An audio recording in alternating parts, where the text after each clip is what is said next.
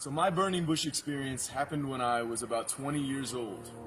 Up until then, my faith was totally out of obedience to my parents, and all it really was going to Mass on Sundays. But at this time when I was 20, my sister wanted to go on a retreat, but she didn't want to go by herself. So she asked me as her brother to come. And I didn't want to be a bad brother, so I said, yes, I'll accompany you on this retreat.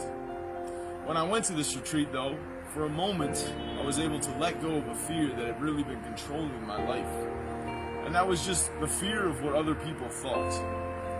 I saw people singing and dancing and doing praise and worship, and I said, you know what, there's a ton of people having fun. I'm over here with just a couple people sitting bored.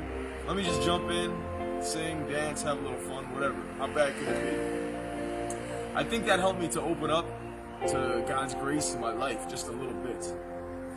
As the retreat went on, it culminated on Saturday night with Eucharistic adoration.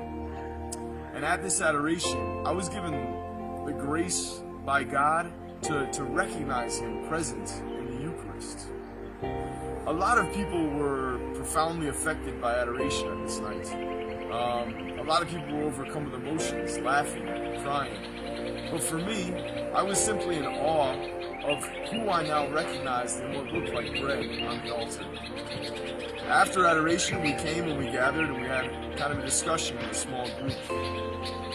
As I reflected on my experience, I began to be overcome with a sense of shame. Because I had recognized the way I'd been living my life, and I knew that it was not what God was calling me to do.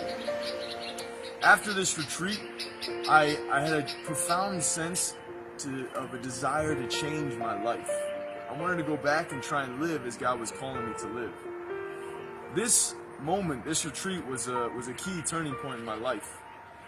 Now, that desire to change or that change in my life took a lot longer than that one experience of recognizing God. It took years for me to change my life. But in that time, I also recognized a second call from God, and that was the call to the priesthood.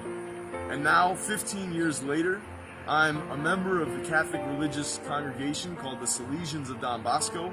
I'm in my final preparation for my diaconate ordination, and God willing, a year after that, I'll be ordained a priest as well.